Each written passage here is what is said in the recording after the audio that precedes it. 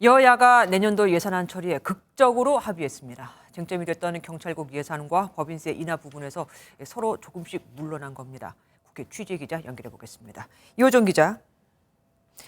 내일이 국회의장이 제시한 네 번째 데드라인이었는데 하루 전에 합의가 됐습니다.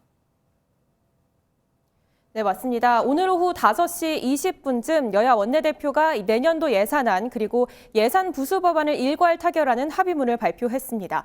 쟁점에서 여야 모두 한 발씩 물러났는데요. 먼저 행정안전부 경찰국과 법무부 인사정보관리단 예산은 50% 삭감해서 편성하기로 했습니다.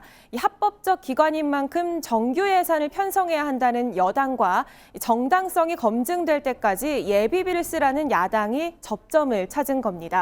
여기에 법인세는 전 구간에서 1%포인트씩 인하하기로 했습니다. 정부는 애초 최고세율 3%포인트 인하안을 제시했지만 민주당이 초부자 감세라며 거부했죠.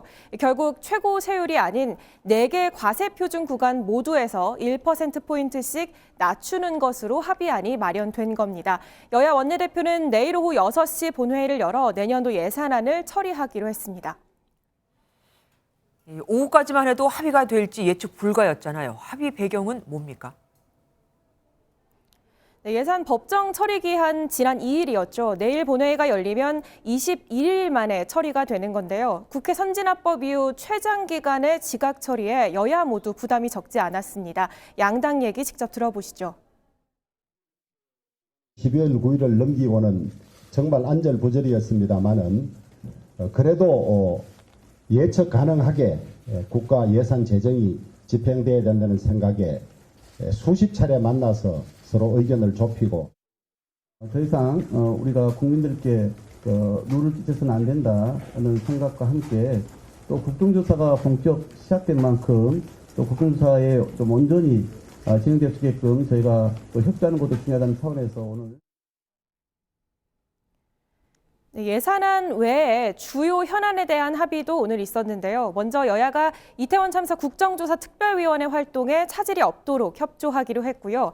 또 올해가 지나면 효력이 사라지는 일몰 법안들 처리를 위해 오는 28일 본회의를 열기로 합의했습니다.